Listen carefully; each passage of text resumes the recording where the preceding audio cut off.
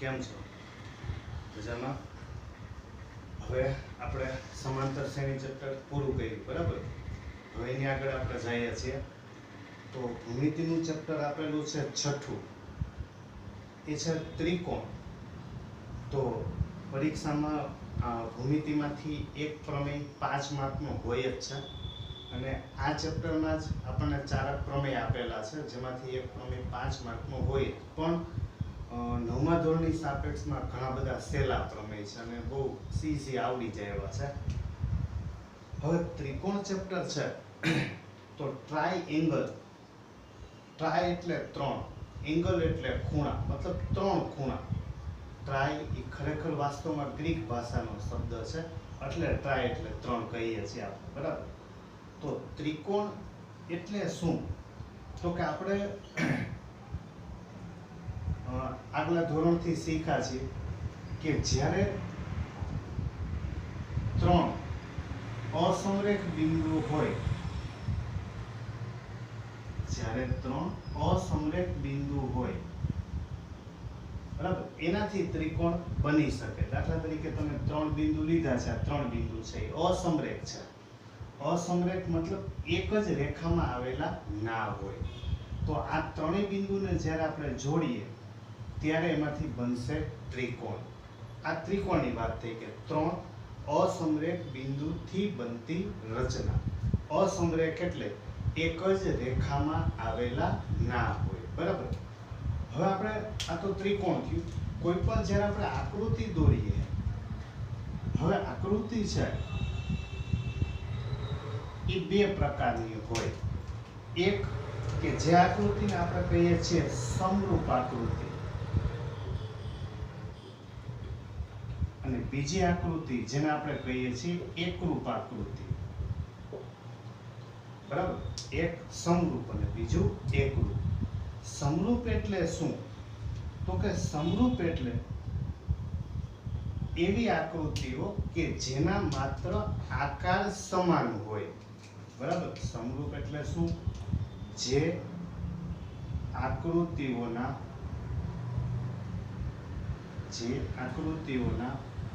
માત્ર આકાર સમાન હોય,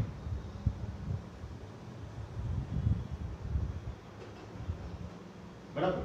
દાખલા તરીકે હું આમ દોરું, એમ કહું કે આ શું દોર્યું છે, એટલે તમે કહો વર્તુળ છે, બરાબર? પછી દાખલા તરીકે મેં આમ દોર્યું હોય, આ શું છે? તો કે એ વર્તુળ જ છે. આ શું દોર્યું? તો કે એ પણ વર્તુળ છે. આ શું દોર્યું? તો કે એ પણ વર્તુળ છે. તો જો બધી આકૃતિઓ છે એના આકાર છે એ સમાન છે, આકાર સમાન છે, તો આવી આકૃતિને આપણે કહેશું સમરૂપ.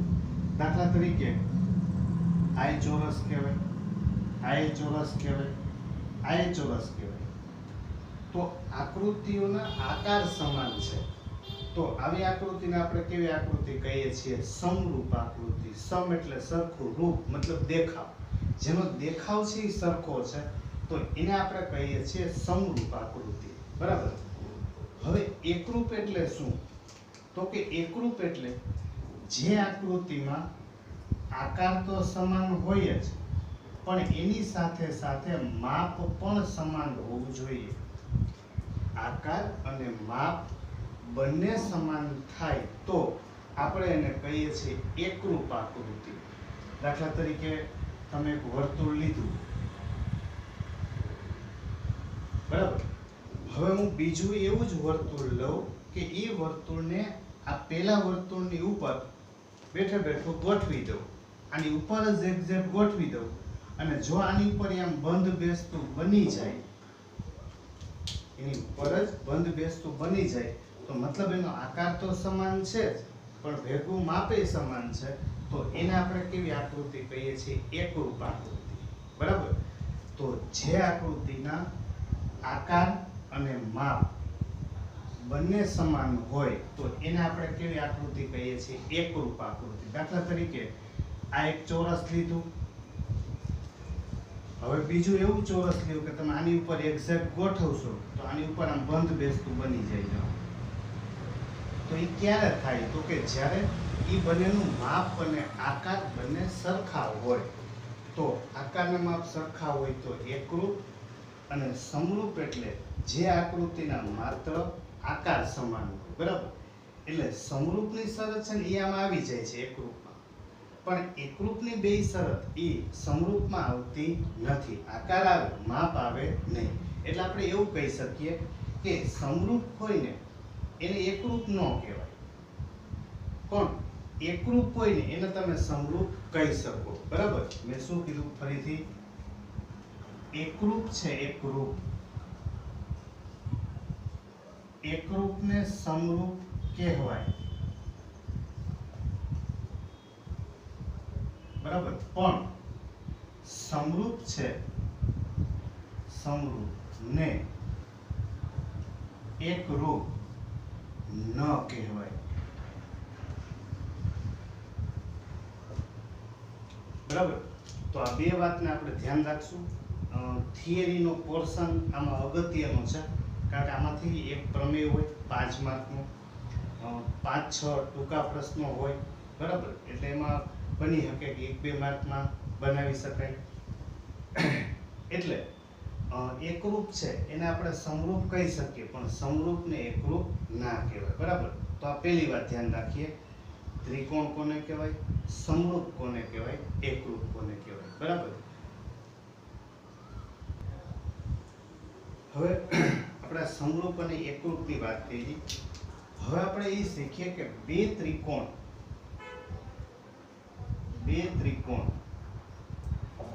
સમરૂપ ક્યારે કહેવાય અથવા ક્યારે થાય.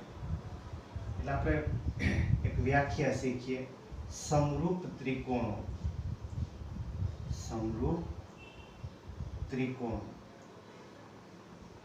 બરાબર. હવે જ્યારે બે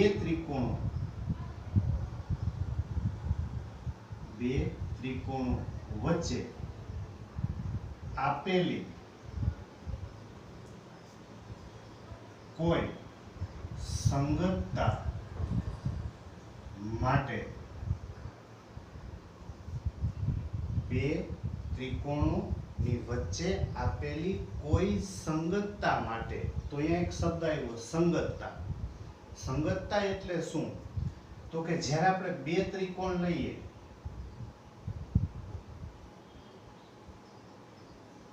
બરાબર, તો એક ત્રિકોણ ઈ ધારો કે આપણી પાસે ABC છે,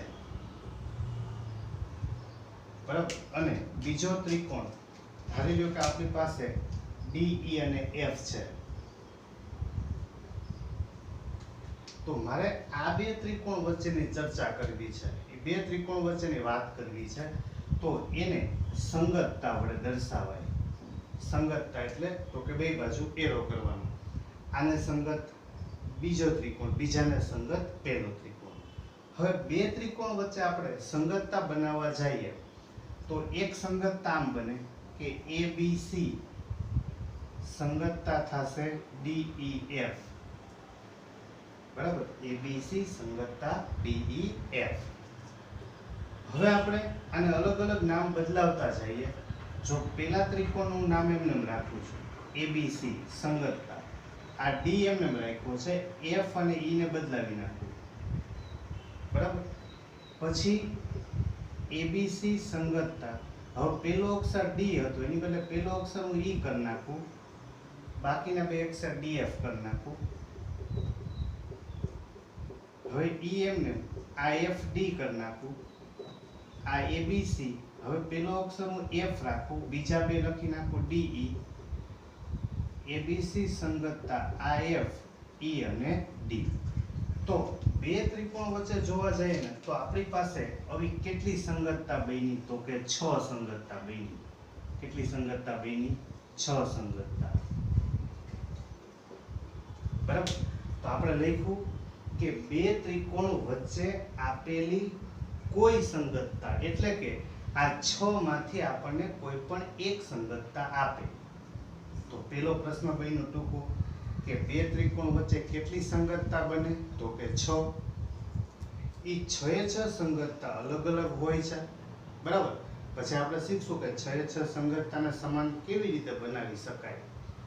અત્યારે આપણે એવું વાત કરી કે બે ત્રિકોણની વચ્ચે આપેલી કોઈ સંગતતા માટે જો પેલી શરત અનુરૂપ ખૂણાઓ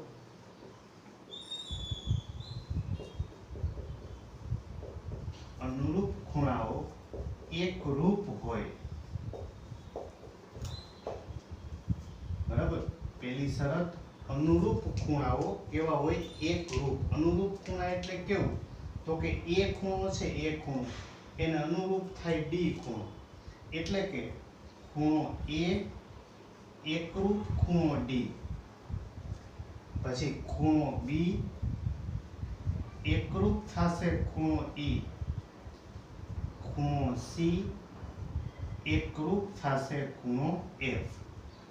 તો પેલી શરત અનુરૂપ ખૂણાઓ છે એકરૂપ હોય, બરાબર, એટલે કે ખૂણાઓ સરખા માપના હોય. બીજી શરત, બરાબર, કે અનુરૂપ બાજુઓના માપ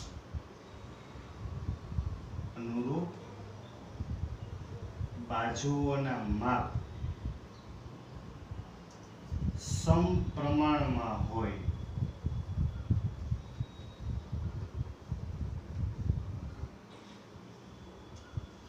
બરાબર, અનુરૂપ બાજુઓના માપ સમપ્રમાણ. પ્રમાણ એટલે ભાગાકાર, સમ એટલે સરખું.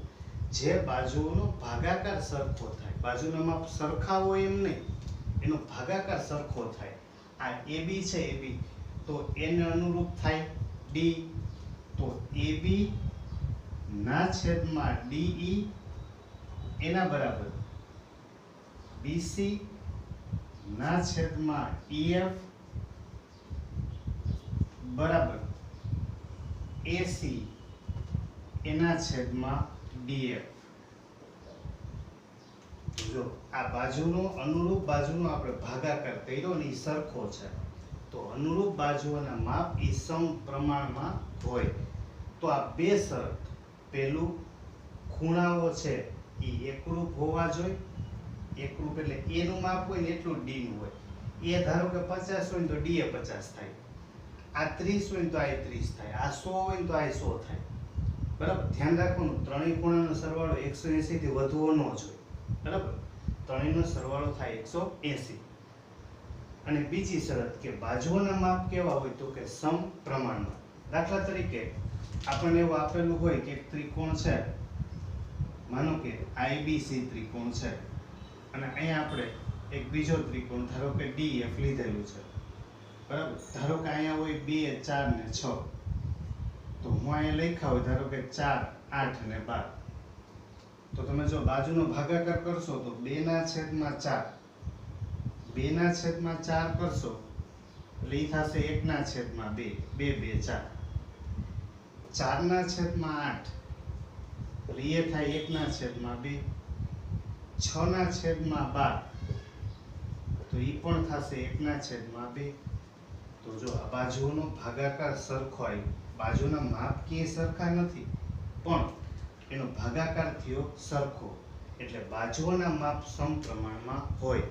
તો બે શરત થઈ, પહેલું કે અનુરૂપ ખૂણાઓ છે એ એકરૂપ હોય, બીજું બાજુઓના માપ સમપ્રમાણમાં હોય. તો જો આ બે શરતનું પાલન થાય તો આપણે એમ કહી શકીએ તો આપેલી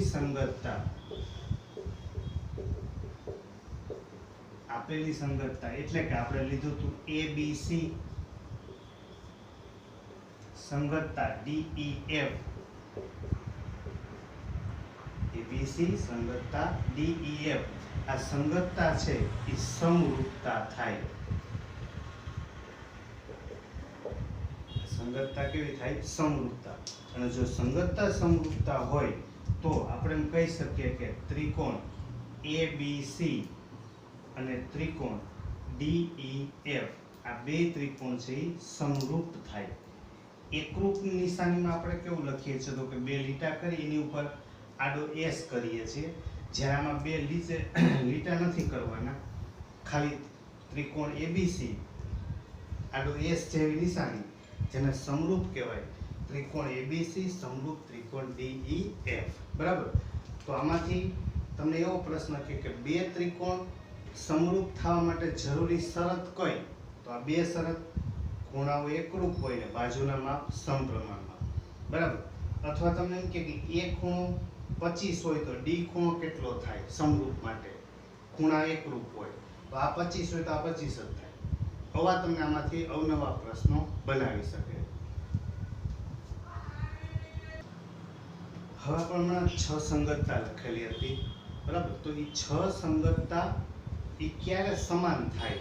તો કે એના માટે મેં એક વાક્ય લખેલું છે, નોંધ, કે બે સમબાજુ ત્રિકોણ હોય, બરાબર. બે ત્રિકોણ એ કેવા લેવાના છે આપણે? તો કે સમબાજુ, જેની બધી બાજુ સમાન હોય તો 6 સંગતતા છે ને સમાન થાય, બરાબર. હવે કઈ રીતે થાય? તો કે સમબાજુ ત્રિકોણ હોય, ધારો કે ABC છે અને બીજો ત્રિકોણ આપણે DEF લેતા હોઈએ. હવે જો બે ત્રિકોણ સમબાજુ હોય, બરાબર, અથવા તો બે માંથી એક ત્રિકોણ સમબાજુ હોય, દાખલા તરીકે આ ત્રિકોણ સમબાજુ છે ABC માની લ્યો, તો AB બરાબર BC બરાબર AC.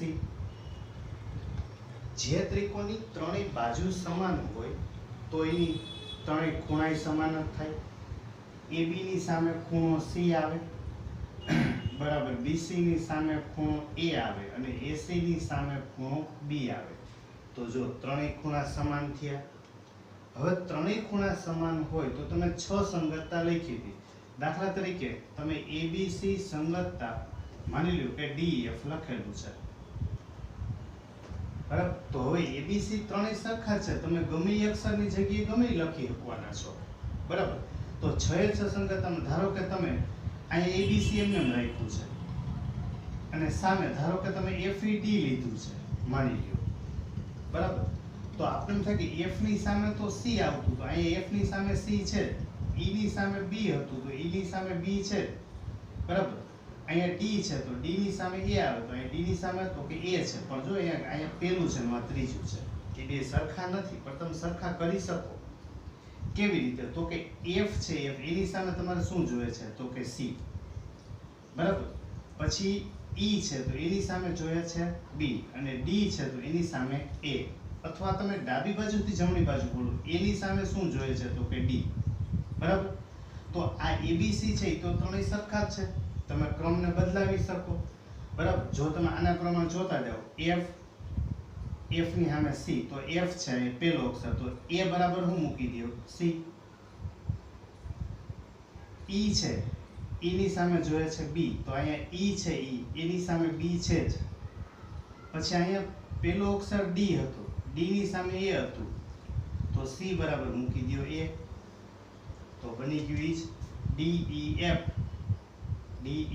તો ABC, અહીંથી બોલો કે DEF તો ABC, તો બે સમાન થઈ ગયા. તો આવી 6 સંગતતા તમે સમાન કરી શકો, બરાબર. તો ખાસ ટૂંકો પ્રશ્ન ધ્યાન રાખવાનો કે 6 સંગતતા સમાન ક્યારે થાય? તો કે જ્યારે બે ત્રિકોણ સમબાજુ હોય. બંને ત્રિકોણ સમબાજુ હોય તો પણ ભલે, અને બેમાંથી એક ત્રિકોણ સમબાજુ હોય તો પણ થઈ શકે, બરાબર. આ વાત આપણે એમાં ધ્યાન રાખશું. ઓકે, તો સ્વાધ્યાય 6.1, બરાબર. તો આમાં બધા નાના એક માર્કની ખાલી જગ્યાઓ પૂછાય છે. તો પહેલો પ્રશ્ન એવો છે કે આપણને ખાલી જગ્યાઓ આપેલી છે કે બધા વર્તુળો ખાલી જગ્યા છે. કાઉન્સમાં આપણે ઓપ્શન આપ્યા હોય સમરૂપ અથવા તો એકરૂપ, બરાબર. તો બધા વર્તુળો છે, જો આકારની વાત કરી છે, એમાં માપ નથી આપેલું, તો આપણે એવું શીખીએ કે જેનો આકાર સરખો હોય, બરાબર, તો એને આપણે કહીએ છીએ સમરૂપ. બધા વર્તુળો શું કહેવાય? સમરૂપ, કારણ કે આકાર સરખો છે. બીજું એવો જ પ્રશ્ન છે, બધા ચોરસો. હવે ચોરસની વાત આપી છે, માપ તો નથી આપ્યા, તો બધા ચોરસ હોય એ પણ કેવા થશે? તો કે સમરૂપ થશે, બરાબર. પછી ત્રીજું, બધા ખાલી જગ્યા ત્રિકોણો સમરૂપ છે. હવે એમાં બે ઓપ્શન છે, એક સમબાજુ અને સમદ્વિબાજુ. તો સમરૂપ થવા માટે તો કે આપણને ખબર છે કે આકાર તો સરખા હોય જ, પણ બીજી શરત હતી જેના માપ પણ સરખા હોય. તો જ આપણે એને સમરૂપ ત્રિકોણ કહી શકીએ, બરાબર. તો દ્વિબાજુમાં બે બાજુ સરખી હોય, કઈ બે બાજુ સરખી છે એવી ચોખવટ કરેલી નથી, બરાબર. એટલે આપણે એમાં લખી શકીએ કે બધા સમબાજુ ત્રિકોણ હોય, સમબાજુ કે જેમાં ત્રણે બાજુ પણ સરખી હોય, ત્રણે ખૂણા પણ સરખા હોય, એટલે સમબાજુ ત્રિકોણ છે એ સમરૂપ કહેવાય, બરાબર. એની આગળ આપણે વાત કરવા જઈએ તો ચોથા પ્રશ્નમાં બે ખાલી જગ્યા પૂછેલી છે. પેલું, જો બહુકોણ ના અનુરૂપ ખૂણાઓ, બહુકોણ એટલે તો કે ત્રિકોણ હોય તો કેમ ત્રણ ખૂણા હોય, ચતુષ્કોણ હોય તો ચાર હોય, એમ બહુકોણ એટલે બે કરતા વધારે ખૂણા હોય.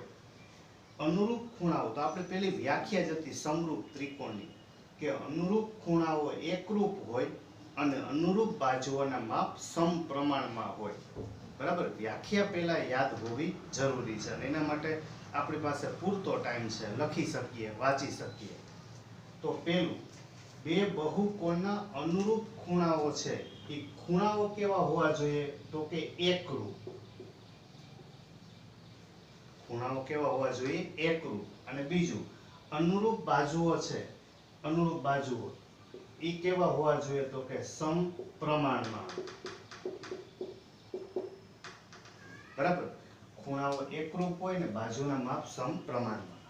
પછી આપણને બીજા દાખલામાં એવું કીધું છે કે બે ઉદાહરણ આપો. પેલું, સમરૂપ આકૃતિઓ. હવે એવા હોય એવા જ ઉદાહરણ, એવું જરૂર નથી. તમને એવું પૂછ્યું કે ન હોય એવા ઉદાહરણ આપો, તો સમરૂપ આકૃતિ ના હોય એવા બે ઉદાહરણ દેવાના. તો હવે તમે કોઈ પણ બે લઈ શકો કે જેમાં આકાર છે એ સરખા ન હોય. દાખલા તરીકે તમે લ્યો કે ત્રિકોણ અને વર્તુળ, તો ના હોય. વર્તુળ અને ચોરસ, તો સમરૂપ ના થાય, બરાબર. સમરૂપ ન હોય એવી આકૃતિ, આમાં સમરૂપ આકૃતિના ઉદાહરણ આપી દો, આમાં સમરૂપ ન હોય એવા ઉદાહરણ આપી દો. સમરૂપ આકૃતિ હોય તો બે વર્તુળ લ્યો, બે ત્રિકોણ લ્યો, બરાબર. આમાં સમરૂપ ના હોય તો મેં તમને હમણાં જ આગળ કીધું એમ કે બે રીતે પૂછાઈ શકે, સમરૂપ હોય ખરા અને ના પણ હોય, બરાબર. પછી ત્રીજા દાખલામાં એવું કીધું છે કે નીચેની આકૃતિઓ છે સમરૂપ છે કે નહીં. તો હવે સમરૂપ થવા માટે આપણી પાસે બે શરત કે બાજુઓના માપ સમપ્રમાણમાં હોવા જોઈએ અને બીજું ખૂણાઓ એકરૂપ હોવા જોઈએ, બરાબર. તો આમાં તમે જુઓ ને તો જો 1.5 એના છેદમાં 3, બરાબર. એટલે 1.5 ના છેદમાં 3 બધામાં ઈ થશે. જો 1.5 ના છેદમાં 3, 1.5 ના છેદમાં 3, બરાબર. 1.5 ના છેદમાં 3 બધાય બાજુઓના માપ સમપ્રમાણમાં છે, પણ એના ખૂણાઓ છે ને સરખા નથી. આ ચોરસ છે, આ ચતુષ્કોણ છે, તો બંનેના ખૂણા છે એ સરખા નથી, બરાબર. એટલે કે આવી આકૃતિ છે એ સમરૂપ ન થાય. શું કામે? તો કે બાજુઓના માપ સમપ્રમાણમાં છે પણ ખૂણાઓ છે એ એકરૂપ નથી, બરાબર. તો આ થયું આપણું સ્વાધ્યાય 6.1. એમાં નાની 3 ખાલી જગ્યા છે. હવે આગળ આપણે સ્વાધ્યાય 6.2 માં જઈએ. તો એમાં પહેલો પ્રમેય જે આપણે શીખ્યા કે કોઈ એક રેખા એક બાજુને સમાંતર હોય તો જે રેખાખંડો બને, બાજુઓ પર કપાતા રેખાખંડો એ અનુરૂપ બાજુના સમપ્રમાણમાં હોય, બરાબર. એટલે આપણે પહેલા પ્રમેયમાં આવું સાબિત કર્યું હતું કે AD ના છેદમાં BD, AD એના છેદમાં BD બરાબર AE એના છેદમાં EC, બરાબર. આવું આપણે પહેલા પ્રમેયમાં સાબિત કરેલું છે, બરાબર. તો હવે એને આધારે એના દાખલા પૂછેલા છે કે આમાંથી આપણે DE છે એ આ BC ને સમાંતર છે, DE છે એ BC ને સમાંતર છે, તો 4 ટુકડા બન્યા. તો 4 માંથી આપણને કોઈ પણ 3 ટુકડા આપેલા હોય, ચોથો ટુકડો આપણે મેળવવાનો, બરાબર.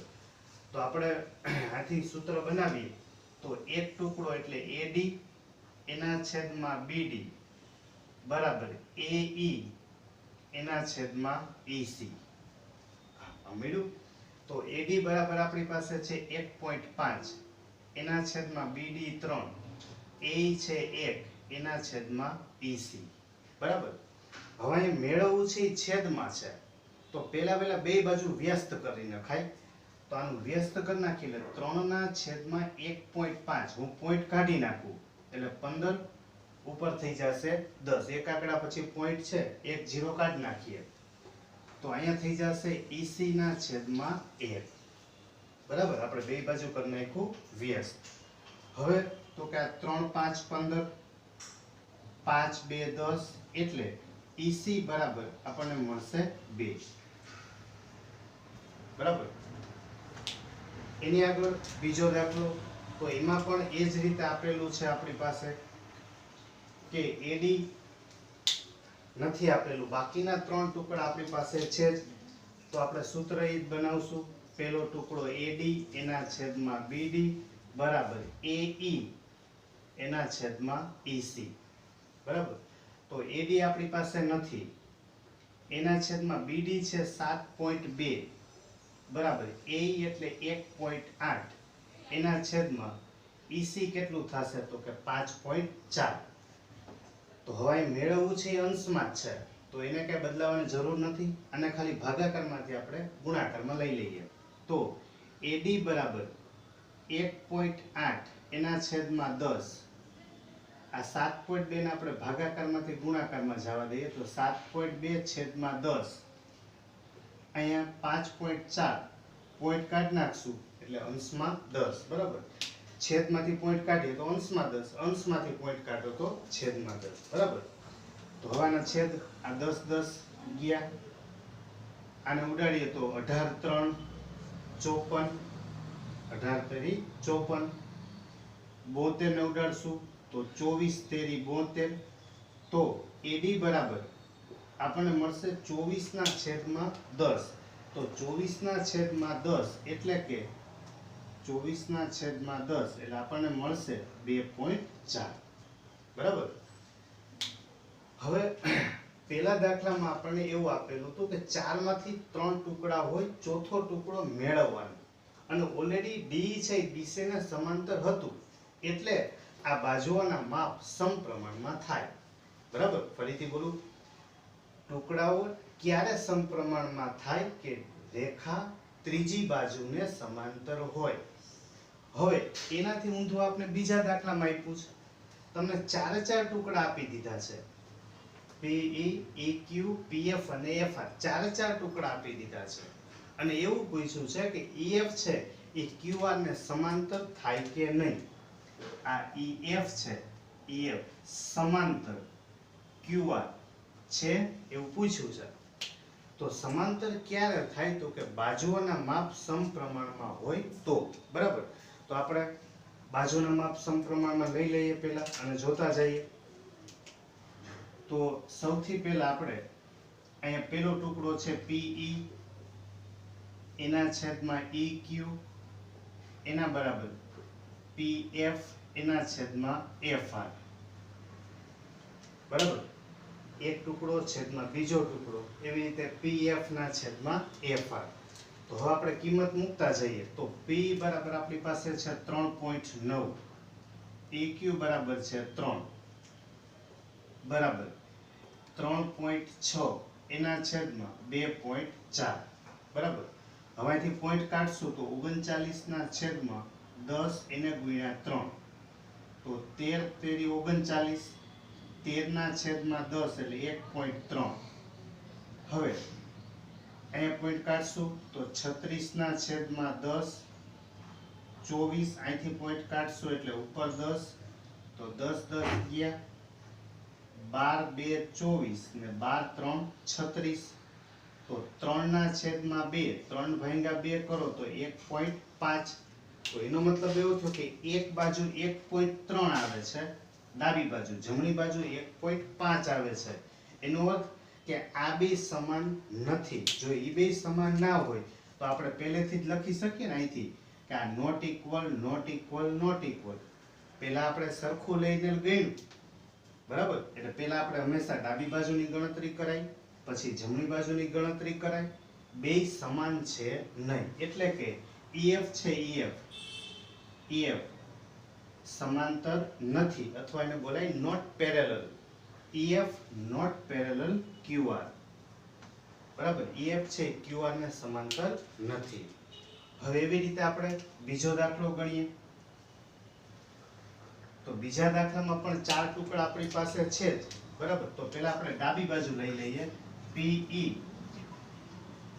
એના છેદમાં EQ. તો P બરાબર 4, QE છે 4.5. તો આ પોઈન્ટ કાઢી નાખીએ એટલે ઉપર આવી જશે 10. તો 4 ગુણાકારમાં 10 એના છેદમાં 45. બરાબર, તો આ થશે 5 2 10, 5 9 45. તો 4 2 8, 8 ના છેદમાં 9. આ ડાબી બાજુ મળી. બરાબર, હવે આપણે જમણી બાજુમાં જઈએ. તો જમણી બાજુ છે આપણી પાસે PF એના છેદમાં FR. બરાબર, તો PF છે આપણી પાસે 8, આ છે 9. તો એનો મતલબ બે બાજુ સરખી છે. જો 8 ના છેદમાં 9, એટલે આપણે એવું કહી શકીએ કે EF છે EF સમાંતર થશે QR. બરાબર, અથવા એમ બોલે કે EF પેરેલલ QR. EF છે QR ને. હવે આપણે સ્વાધ્યાય 6.2 માં બે દાખલા ગણ્યા અને એક ત્રીજાની રકમ લખેલી હતી. એ તમારે ગણવાનું છે કે સમપ્રમાણ થાય છે કે નહીં. બરાબર, હવે આપણે એની આગળ જઈએ. અત્યારે આપણે એક વાત તમને કહી દઉં કે સાબિતીના જે દાખલા છે, જેને આપણે રાઇડર કહીએ છીએ, એ આપણે વચ્ચે અત્યારે ગણતા નથી. બરાબર, એટલા માટે કે એ પરીક્ષામાં પૂછવાની શક્યતા બહુ જ ઓછી હોય છે. એટલે આપણે રાઇડર કરવાની, પણ કોર્સ પૂરો થઈ ગયા પછી સૌથી છેલ્લે રિવિઝનમાં રાઇડર કરશું. આપણે વિડીયોમાં અત્યારે રાઇડર લેશું નહીં. બરાબર, અત્યારે આપણે પ્રમેય અને દાખલા ઉપર જ જાશું કે જે શ્યોરલી પરીક્ષામાં પૂછાય છે. બરાબર, હવે આપણે અત્યારે સમરૂપ ત્રિકોણ શીખા કે સમરૂપ ત્રિકોણ હોય, સમરૂપ ત્રિકોણ. તો સમરૂપ ત્રિકોણ માટે આપણી પાસે બે શરત હતી. પહેલી શરત એવી હતી કે બાજુઓ છે, બાજુઓના માપ એ સમપ્રમાણમાં હોય. બાજુના માપ સમપ્રમાણમાં હોય. અને બીજી શરત હતી કે ખૂણાઓ છે, ખૂણાઓ એ એકરૂપ હોય. બાજુના માપ સમપ્રમાણમાં હોય અને ખૂણાઓ એકરૂપ હોય. જો આ બે શરતનું પાલન થાય તો આપણે સમરૂપ ત્રિકોણ સાબિત કરી શકીએ. બરાબર, હવે એની આગળ જઈએ કે એ સમરૂપતા સાબિત કરવા માટે આપણી પાસે બીજા કેટલાક રસ્તાઓ છે, જે દરેક રસ્તો એક પ્રમેય છે, પણ મુંજાતાની સાબિતી વગરના છે. બરાબર, નકર સીધું નથી ઓહો એવું પ્રગટ થયું સાબિતી, એવું નથી. બરાબર, તો હવે આપણે એ બધા જે સમરૂપ ત્રિકોણને સાબિત કરવા છે, તો એ સમરૂપતા માટેની કેટલીક આપણે શરતો લખશું. બરાબર, હવે એ જે શરતો છે, સમરૂપતા માટેની શરતો, એમાં પહેલી શરત છે આપણી પાસે. પહેલી શરત, એનું નામ છે ખૂ. એટલે કે ખૂણો ને ખૂણો. બરાબર, ખૂણો જેને આપણે ઇંગ્લિશમાં એંગલ કહીએ છીએ. તો આ શરતને આપણે A એટલે કે ટ્રિપલ A, ખૂણો. આ શરત એવું કહે છે કે કોઈ પણ બે ત્રિકોણ હોય, કોઈ પણ બે ત્રિકોણ, જો એ બે ત્રિકોણની અંદર આ ખૂણો ત્રિકોણ ABC, બીજો ત્રિકોણ આપણે લઈએ DE અને F. બરાબર, તો બે ત્રિકોણમાં અનુરૂપ ખૂણાઓ એકરૂપ હોય. અનુરૂપ ખૂણા એટલે ક્યાં? તો કે ખૂણો A એને અનુરૂપ ખૂણો D થાય, ખૂણો B એને અનુરૂપ ખૂણો E થાય, ખૂણો C એને અનુરૂપ ખૂણો F થાય. બરાબર, એટલે કે એકરૂપ માટે વાત કરીએ તો ખૂણો A એકરૂપ ખૂણો D થાય, ખૂણો B એકરૂપ ખૂણો E થાય અને ખૂણો C એકરૂપ ખૂણો F થાય. તો જે બે ત્રિકોણમાં ત્રણેય ખૂણાઓ એકરૂપ હોય એટલે કે ત્રણેય ખૂણાઓની જોડના ખૂણા છે એના માપ સમાન હોય તો આપેલા બે ત્રિકોણ છે એ બે ત્રિકોણ કેવા થઈ જશે તો કે સમરૂપ. બરાબર. તમે ત્રણ ખૂણા સાબિત કરી દો એટલે ત્રિકોણ સમરૂપ થઈ ગયા. બીજી શરત, આ જે છે ખો એનો જ આપણી પાસે એક ઉપપ્રમેય છે. એ ઉપપ્રમેય છે એનું નામ છે ખોખું. એટલે કે તમારે ત્રણ ખૂણા છે એ સાબિત કરવાની જરૂર નથી. તમે કોઈ પણ બે ખૂણાની જોડ સાબિત કરી દો. એટલે કે ધારો કે તમે ખૂણો A એકરૂપ ખૂણો D સાબિત કરી દો અને ખૂણો B એકરૂપ ખૂણો તમે E સાબિત કરી દો. જો બે ખૂણાની જોડ તમે એકરૂપ સાબિત કરી દો તો પણ આપેલા બંને ત્રિકોણ છે એ કેવા થઈ જશે સમરૂપ. તમારે બાજુના માપ સમપ્રમાણમાં સાબિત કરવાની જરૂર રહેતી નથી. બે ખૂણા એકરૂપ તો પણ ત્રિકોણ સમરૂપ, ત્રણે ત્રણ ખૂણા એકરૂપ જોડ તો પણ ત્રિકોણ સમરૂપ. ધ્યાન રાખજો, 10મા ધોરણમાં એકરૂપ નથી બોલતા. એકરૂપ તમે 9મા ધોરણમાં ભણ્યા છો. આપણે વાત કરીએ છીએ સમરૂપની, પણ એને સાબિત કરવા ખૂણાના માપ સમાન થવા જોઈએ. બરાબર. હવે એની આગળ જઈએ આપણે ત્રીજી શરતમાં. તો ત્રીજી શરત છે આપણી પાસે, બરાબર, એ ત્રીજી શરત છે બાખુબા. બા એટલે બાજુ, બરાબર, ખુ એટલે ખૂણો અને બાજુ એટલે કે સાઈડ, એંગલ સાઈડ, બરાબર, SAS.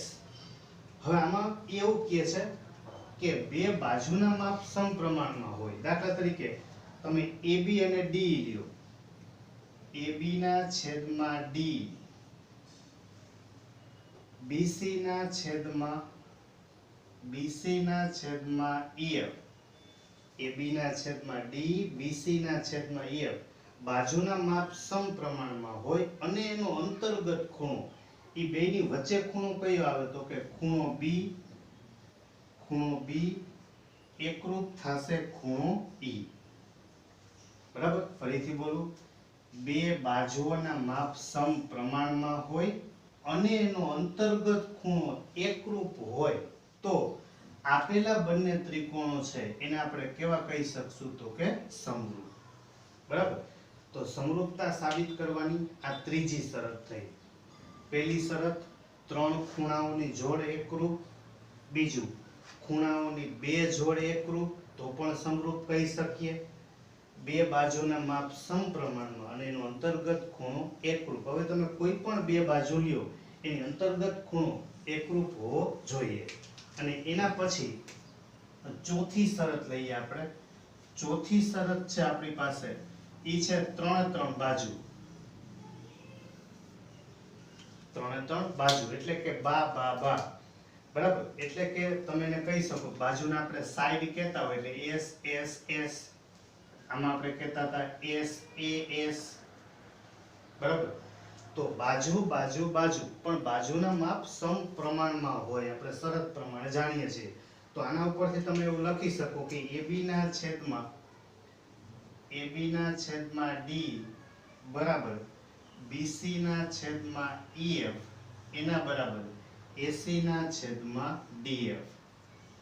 જો આ ત્રણેય બાજુના માપ સમપ્રમાણમાં હોય તો આપણે ખૂણાઓ સાબિત કરવાની જરૂર નથી. ખાલી એક જ શરત, બાજુના માપ સમપ્રમાણમાં ઉપરથી એવું કહી શકીએ કે આપેલા ત્રિકોણ છે એ સમરૂપ થાય. બરાબર. તો આપણી પાસે સમરૂપતા સાબિત કરવાનો એક જ રસ્તો હતો કે બાજુના માપ સમપ્રમાણમાં હોય ને ખૂણાઓ એકરૂપ હોય. ઓકે. એના પછી સમરૂપતા સાબિત કરવાના આપણી પાસે બીજા કેટલા રસ્તા છે? 4. ત્રણ ખૂણા, બીજું બે ખૂણા, ત્રીજું બે બાજુના માપ સમપ્રમાણમાં અંતર્ગત ખૂણો એકરૂપ અને ચોથું ત્રણ બાજુના માપ સમપ્રમાણમાં હોય. બરાબર. તો તમારે આટલું લખી અને વ્યવસ્થિત તૈયાર કરવાનું છે. આના પછીના લેક્ચરમાં આપણે બીજો પ્રમેય છે એને સાબિત કરશું એના દાખલા સહિત. ઓકે, કેમ છો મિત્રો? મજામાં? હવે આપણે છઠ્ઠા ચેપ્ટરમાં આગળ જઈએ છીએ. તો પહેલો પ્રમેય શીખા, એના પછી આપણે સ્વાધ્યાય 6.1, 6.2 અને 6.3 માં સોલ્વ કર્યા દાખલાઓ. હવે આપણે બીજો પ્રમેય સાબિત કરીએ. તો બીજો પ્રમેય એવું કહે છે કે બે સમરૂપ ત્રિકોણના ક્ષેત્રફળ, એટલે બે આપણને સમરૂપ ત્રિકોણ આપી દીધા છે. તો આપણે આગળ સમરૂપ ત્રિકોણ સાબિત કરવા માટે શરતો શીખાતા, બરાબર? 4 શરતો હતી આપણી પાસે, કે 3 ખૂણા એટલે કે ખૂ ખૂ ખૂ, બીજું ખૂ ખૂ, ત્રીજું બાકુબા અને ચોથું બાબા. ઓકે, તો આ સમરૂપ ત્રિકોણ આપી દીધા છે. તો આપણે સાબિત કરવાનું છે કે એનું જે ક્ષેત્રફળ છે ત્રિકોણનું એ કેટલું થાય, તો કે અનુરૂપ બાજુઓના વર્ગોના સમપ્રમાણમાં હોય છે, બરાબર? વર્ગ એના સમપ્રમાણમાં. જો ખાલી સમપ્રમાણ હોય તો આપણે આગળ શીખી ગયા પહેલો પ્રમેય સમપ્રમાણતા. તો આપણે પહેલા આપેલું છે બે સમરૂપ ત્રિકોણ. તો આપણે પહેલા લખીએ પક્ષ કે બે સમરૂપ ત્રિકોણ. ધારો કે એક ત્રિકોણ ABC સમરૂપ, આપણે ત્રિકોણ બીજો લઈ લઈએ DEF, બરાબર? આ બે સમરૂપ ત્રિકોણ આપેલા છે. સાધ્ય આપણે સાબિત કરવાનું છે કે બંને ત્રિકોણ એનું ક્ષેત્રફળ ABC એના છેદમાં DEF આનું ક્ષેત્રફળ એ કેટલું થાય, તો કે અનુરૂપ બાજુ AB ના છેદમાં DE બરાબર BC ના છેદમાં EF બરાબર AC ના છેદમાં DF. આ અનુરૂપ બાજુના વર્ગના સમપ્રમાણમાં, એટલે આપણે જે ગુણોત્તર લઈએ છીએ એનો આપણે વર્ગ કરશું, બરાબર? તો સાધ્ય ત્રિકોણનું ક્ષેત્રફળ એ અનુરૂપ બાજુના વર્ગના સમપ્રમાણમાં, એટલે કે ઇક્વલ હોય છે, બરાબર? આવું આપણે સાબિત કરવું છે. તો હવે એના માટે આપણે સાબિતી લખીએ. તો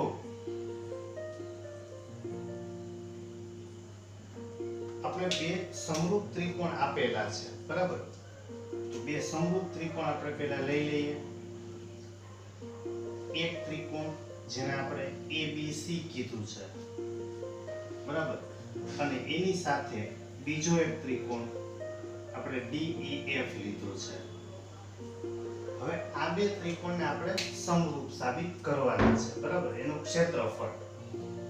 તો સૌથી પહેલા રકમમાં આપણને આપેલું છે એમાં એવું કીધું છે કે બે સમરૂપ ત્રિકોણ, એવું આપણે રકમમાં આપેલું છે. એટલે આપણે પહેલા લખીએ કે ત્રિકોણ ABC સમરૂપ ત્રિકોણ DEF. આ આપણને પક્ષમાં આપેલું છે. જો બે ત્રિકોણ છે એ સમરૂપ હોય તો આપણી પાસે બે શરત છે. એક, બાજુઓના માપ સમપ્રમાણમાં હોય અને બીજું ખૂણાઓ એકરૂપ હોય, બરાબર? તો આપણે પહેલું ખૂણાઓ એકરૂપ હોય એટલે કે ખૂણો A એકરૂપ ખૂણો D, બરાબર? બીજું ખૂણો B એકરૂપ ખૂણો E અને ત્રીજું ખૂણો C એકરૂપ ખૂણો F. તો આપણે કોઈ પણ એક જોડ લખીએ. ધારો કે આપણે ખૂણો B એકરૂપ લખશું આપણે ખૂણો E, બરાબર? આને આપણે કહી દઈએ નંબર 1. અને બીજું બાજુના માપ સમપ્રમાણમાં હોય એટલે AB એના છેદમાં DE બરાબર BC એના છેદમાં EF બરાબર AC એના છેદમાં DF. આને આપણે કહી દઈએ પરિણામ નંબર 2. તો આપણે અત્યાર સુધીમાં કંઈ નવું શીખ્યા જ નથી.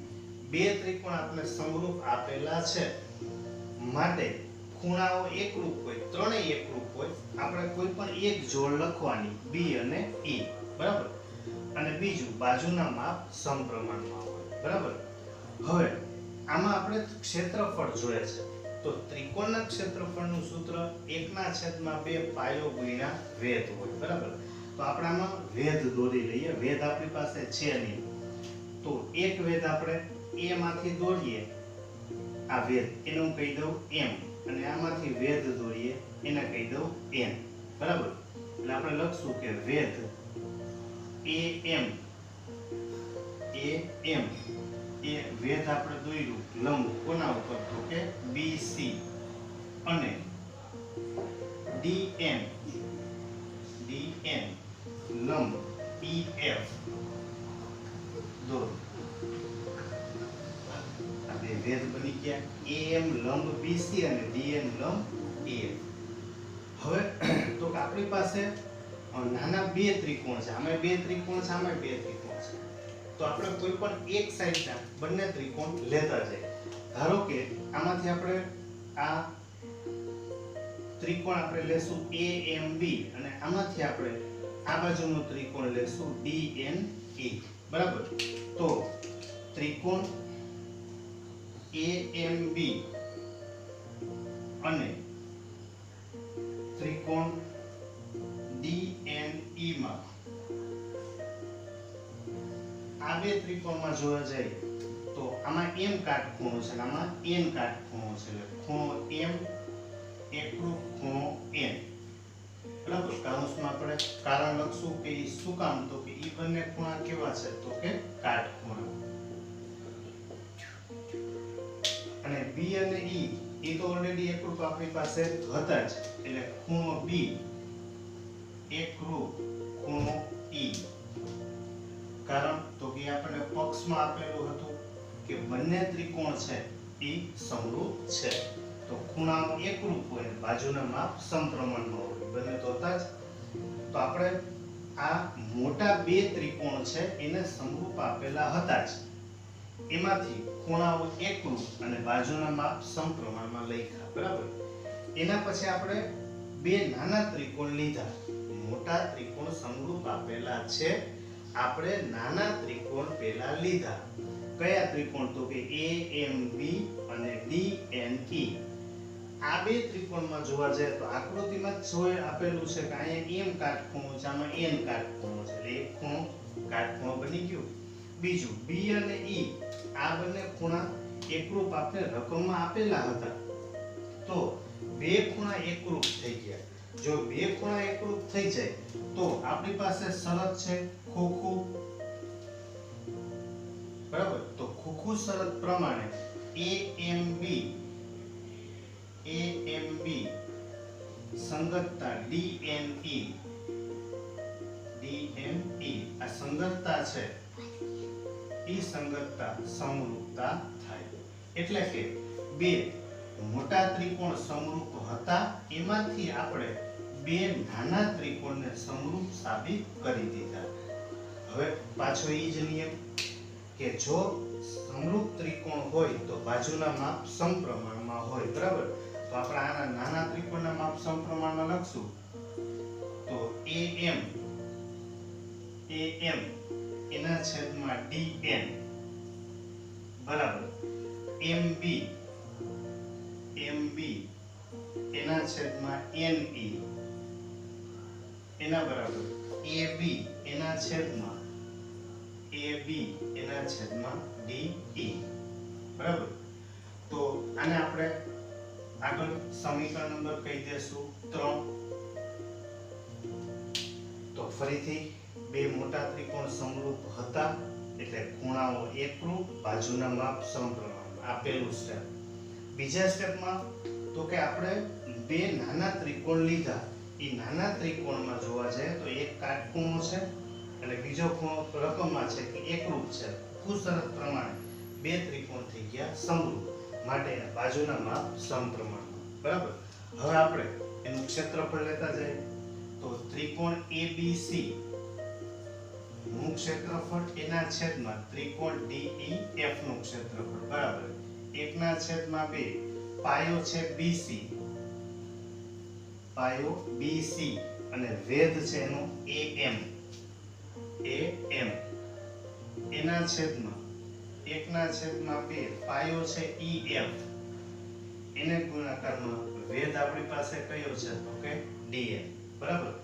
તો બેમાંથી આપણે 1/2 કેન્સલ થઈ જશે, આ 1/2 કેન્સલ, તો આપણી પાસે મળશે BC ના છેદમાં EF, BC ના છેદમાં EF એના ગુણાકારમાં AM ના છેદમાં DN.